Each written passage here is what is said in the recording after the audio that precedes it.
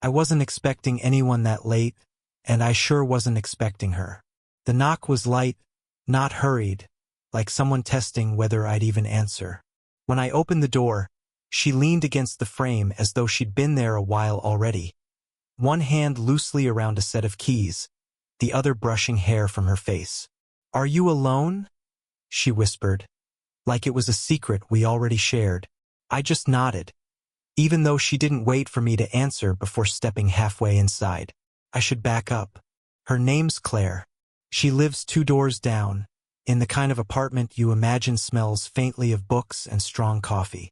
I'd seen her before, passing in the hallway, balancing groceries, once sitting on the stairwell railing with her phone pressed close, laughing in a way that seemed meant for someone who knew her well. She isn't the type you forget after one glance. Not because she's dramatic or showy, if anything, it's the opposite. There's something steady about her, a way she carries herself that makes everyone else look like they're rushing. The first real conversation happened in the laundry room. I was untangling a mess of my t-shirts when she walked in, glanced at my half-flooded washer, and smiled the way someone does when they don't want to laugh out loud. "You overloaded it," she said, not unkindly. "Yeah, apparently," I muttered, fumbling to stop the water sloshing over. Without asking, she came closer, pushed a few buttons I didn't even know existed, and the machine stilled. She wiped her palms on her jeans, then leaned against the counter like it was nothing. "First apartment?" she asked. "First everything, really?" Her eyebrow arched. "That explains it." She didn't explain what she meant, and I didn't ask. Since then, it's been small things. Passing nods in the hallway. A book left in the lobby with a sticky note. "Thought you might like this." She never admitted it was from her, but I recognized the handwriting.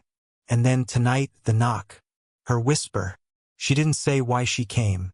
She stood there a moment, gaze drifting past me to the mess of my half-finished dinner, the lamp that leaned crooked, the couch that sagged in the middle. If she judged, she didn't let it show. I tried to fill the silence with something casual. Do you, need something?" She looked at me then, eyes catching mine longer than felt casual. "No," she said simply. Then, after a pause, "Maybe I just needed to knock." That line, too simple, too strange, lodged itself under my skin. I offered her a glass of water, because I didn't know what else to do. She accepted, sat on the edge of the armchair like someone ready to leave at any second. But she didn't. We talked about nothing. The noise from the upstairs neighbor, the weather that couldn't decide between winter and spring. She laughed once, softly, at a story I told about burning pasta last week. But what I remember more than the sound of her laugh was the silence after. Like we'd both said too much without meaning to. Eventually, she stood, brushed invisible dust from her sleeves, and thanked me for the water as if that had been the reason for her visit all along.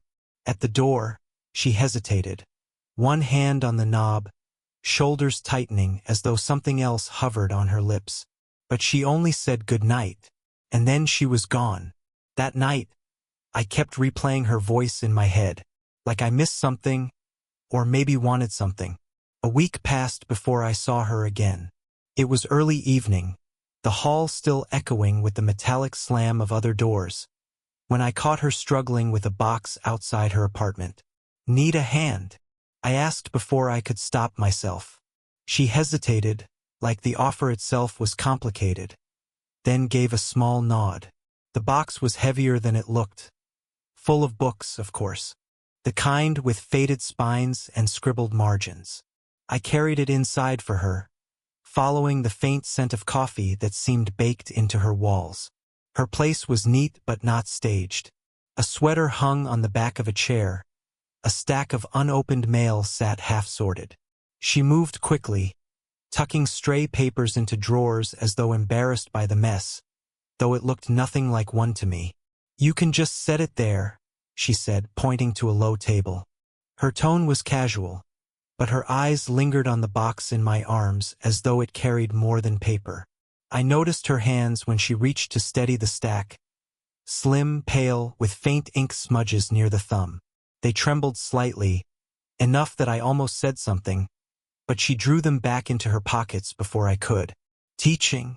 I asked, nodding toward the books. She half smiled, not looking at me. "Once. Not anymore." The air between us went quiet. I wanted to ask why she stopped, but something in her posture, the way she crossed her arms, shoulders tightening, made me swallow the question. Instead, I asked about the mail. Something stupid about how half of mine goes straight to the recycling.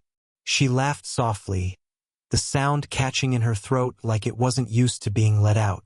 It made me want to say something else just to hear it again. But then I saw how tired she looked. Not in her smile, but behind it, like she'd been carrying something heavy long before I showed up with the box. She caught me staring.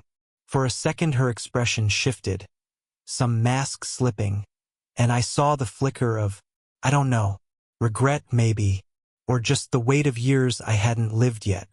I broke eye contact first, running a hand through my hair, pretending to study the books. "These look intense," I said clumsily, holding up a philosophy text. Her lips curved, but not in amusement. "They used to mean something." That sentence lingered, but she didn't explain and I didn't push. When I finally stood to leave, she walked me to the door, her steps unhurried but not relaxed either. She leaned against the frame, just like the first night, her gaze flicking past me, then back. She looked at me like she wanted to say something, but didn't, and that silence felt louder than words. It was raining the night she invited me in again. Not in a dramatic way, just that steady, unrelenting kind of rain that made the windows blur and the streets empty. I'd gone down to check the mail, came back soaked through, and she happened to be unlocking her door. "You'll catch something dressed like that," she said, glancing at my shirt plastered to my chest. It sounded scolding, but her voice softened before the words finished leaving her mouth. I half laughed, embarrassed. "Guess I underestimated the weather." "Come in for a minute," she said, almost too quickly. Her apartment was warmer than mine, softer somehow. A lamp glowed low in the corner, yellow light brushing across the walls. She disappeared into the kitchen and returned with a towel. I muttered a thanks and tried to dry off, but she shook her head. "Sit. You're making a mess." I obeyed, lowering myself into the same sagging armchair she'd perched on last time. She handed me the towel and sat opposite, curling one leg beneath her, arms wrapped loosely around herself. We didn't talk much at first. Just the sound of rain against the glass, the occasional creak of the building settling. It should have felt awkward, but it didn't. Felt close. Then her phone lit up on the table between us. A name flashed. A man's name. She stared at it, lips pressing into a thin line, and for a moment I thought she might ignore it. But she answered, her tone shifting lower, careful. I tried not to listen, but the room was too small not to hear the half-laughs that weren't real, the pauses that sounded heavier than silence.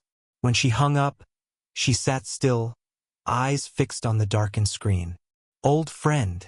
I asked gently, her gaze lifted to me, sharp at first, then softening. "Something like that." The quiet stretched. I could feel the weight of what she didn't say pressing against us both. "I'm sorry," I said, though I wasn't sure for what. "Don't be," she replied. Then, after a beat, "You shouldn't have to listen to that." Her words trailed, unfinished. I wanted to tell her I didn't mind, that I wanted to know the parts of her no one else saw.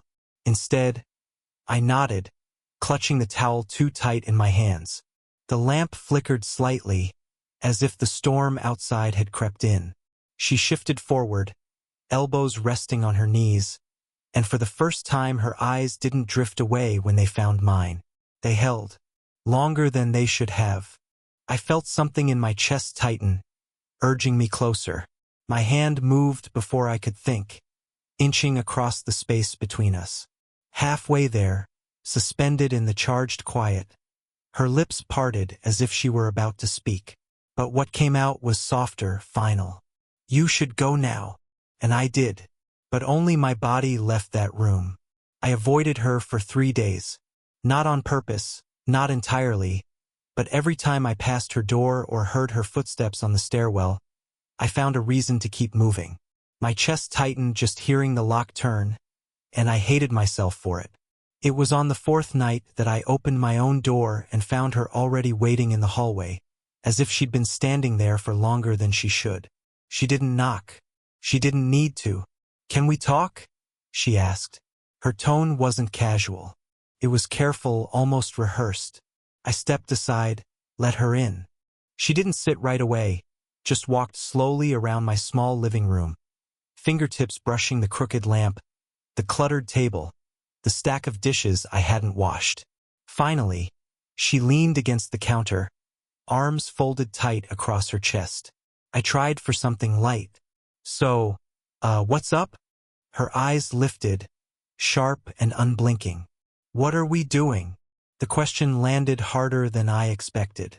Not accusing, not desperate, just bare. I laughed once, short, defensive. "We're talking? Neighbors. That's all." "Don't," she said softly. Not a command, but close. The silence after that stretched thin, like a string pulled too tight. She held my gaze, and it felt like she could see through all the flimsy excuses I hadn't even spoken yet. "I don't know," I admitted finally, my voice low. "I don't know what this is." She exhaled, her shoulders dropping as if I'd given the only answer she expected. She moved to the window then, pulled the curtain back just enough to look at the rain still lingering outside. Her reflection in the glass looked tired, almost ghost-like. "You're young," she said, not turning around. "You should be anywhere else, doing anything else." I didn't argue, though I wanted to. I wanted to tell her she was wrong, that I'd been anywhere else, done anything else, and none of it felt like this. But the words clung stubborn in my throat. Instead, I said quietly, "And you." That made her turn. Slowly. Her lips parted, but whatever she meant to say stayed locked behind her teeth. We stood in the same room, barely 3 feet apart, and it felt like the space between us was a cliff. Her hands tightened against her arms, gripping as if she might hold herself together that way. "I can't," she started, then stopped. I didn't move closer, didn't touch her. But the air was so thick I thought even breathing might break something. Her eyes found mine again, steady now, unflinching. And in them I saw something I couldn't name. Not love, not exactly. Something sharper, heavier. She didn't say anything, just looked at me, like she was already mourning something we never even had. She didn't come around for almost 2 weeks. Not a knock, not a note, not even the usual glimpse of her on the stairwell. I told myself I wasn't keeping track, but every night when I heard the elevator or the creak of a door down the hall, my chest jumped like I'd been waiting. It was late when she finally appeared again. I heard the knock, soft but steady, and when I opened the door, she was already stepping inside as if she couldn't risk me saying no. Her face was pale, but her eyes looked hollow. She carried something folded in her hand, a paper creased so many times it seemed close to tearing. "I shouldn't be here," she said, but her voice wavered, betraying her own words. I didn't ask. I just moved aside. She sat down heavily on the couch, pressing the folded paper between her palms like it might vanish if she let go. I sat across from her, waiting. The quiet stretched, but not the comfortable kind. This was the quiet of someone about to open a wound. Finally, she held out the paper. A photograph, edges worn, corners bent. A man, younger than her, maybe close to my age. He was smiling in that careless, effortless way people do when they think life has endless time left. I swallowed. "Who?" She cut me off gently. "My brother." Her hand shook as she pulled the photo back, clutching it against her chest. "He was 24. Accident. I keep seeing him in you." The words landed like a slow punch, not immediate but spreading deep. She laughed once, but it broke halfway out. It's not fair. I know you're not him. You're not even close. But when you walk by, when you speak sometimes, I swear I forget, just for a second. I didn't know what to say. My throat was tight, my palms damp against my knees. I never told anyone that, she whispered, eyes fixed on the floor. Not even him. She gestured vaguely toward the photo, then set it on the table between us, face down, as if even the image was too much. Something shifted in the room then. Not romantic, not even tender. Just a gravity pulling us into a place I hadn't known existed. She leaned back, exhaling sharply, like the confession had stolen the last of her strength. I wanted to reach for her hand, but I didn't. Instead, I stayed still, letting her breathe, letting her be. She looked up finally, her gaze meeting mine without flinching. For the first time since I'd met her, there was no guard, no distance. She took a breath like she hadn't allowed herself to in years. And for the first time, she looked at me without fear. After she showed me the photo, nothing between us looked the same. We still passed each other in the hallway, still exchanged those brief nods that meant more than they should. But something lingered now, a shared knowledge, a tether we couldn't untie even if we wanted to. A few nights later, she knocked again. Not the hesitant, half-hearted knock from before. This one was steady, deliberate. When I opened the door, she didn't speak. She just stepped inside, moving past me to the couch as though she already knew she belonged there. I followed, sat near but not too close. The air hummed with everything unsaid. For a while, we just sat in silence. She traced the seam of her jeans with her thumb, over and over, like the repetition kept her steady. I kept my hands clasped together, trying not to fidget. Finally, she spoke. I don't know what this is supposed to be. Her voice cracked at the edges. Not weak, just unprotected. I don't either, I admitted. And I didn't. Not fully. I only knew I couldn't stop thinking of her when she wasn't there. And when she was, the world around us felt sharper, more in focus. She let out a small laugh, hollow but real. We're a mess. I smiled because she wasn't wrong. Yeah.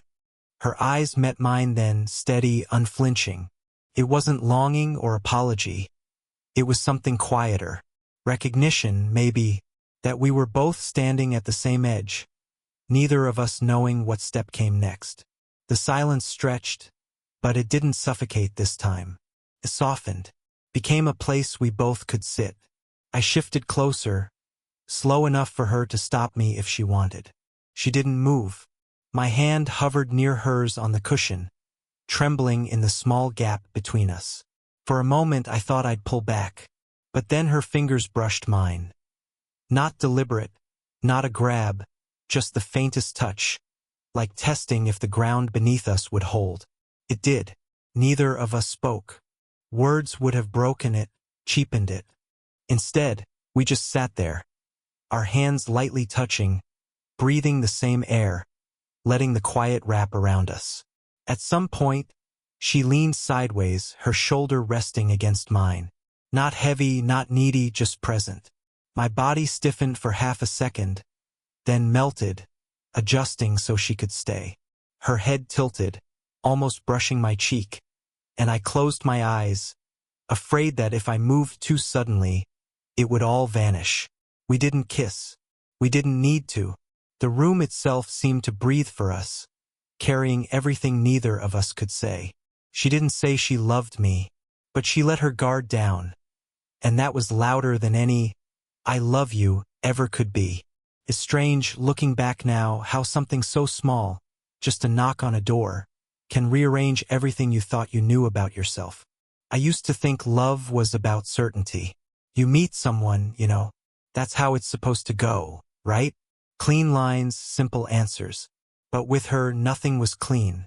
Nothing was simple. And maybe that's what made it real. We never defined it. We never even tried. What we had was built in the pauses, in the nights we sat without words, in the moments she'd lean against me like the world finally weighed less. I learned that love isn't always loud or clear. Sometimes it's a quiet collapsing, a surrender you don't even notice until it's already happened. She changed me, not in the obvious ways. My life didn't suddenly transform into something cinematic. I still burn pasta, still leave laundry piled too long. But I see people differently now. I look closer. I listen for the things they're not saying, the weight they carry in silence. She taught me that sometimes the most important parts of someone are the ones they're afraid to show. And her? I think she changed too. Slowly. Not into someone new, but into someone who let herself breathe again. I'll never forget the first time she looked at me without fear in her eyes. It wasn't passion, it wasn't confession, it was freedom. Like she'd been locked in a room for years and finally cracked the door open. We didn't become a fairy tale. We didn't need to. What we had wasn't about destiny or forever. It was about finding each other exactly when we did. About two people who weren't supposed to collide, but did anyway, and chose to sit in the wreckage together instead of walking away. If I learned anything, it's this. Love doesn't always announce itself. Sometimes it sneaks in through a whispered question, a lingering glance, a silence that says more than words ever could. And when it does, you don't always get to decide if you're ready. You just choose whether or not to stay. I stayed, and I'd do it again. So if you've ever had someone walk into your life unexpectedly, someone who cracked something open in you didn't even know was closed, tell me. I want to hear it, because maybe that's what this is all about. Not love in its perfect form, but love in its flawed, human, impossible one. The kind that changes you just by existing.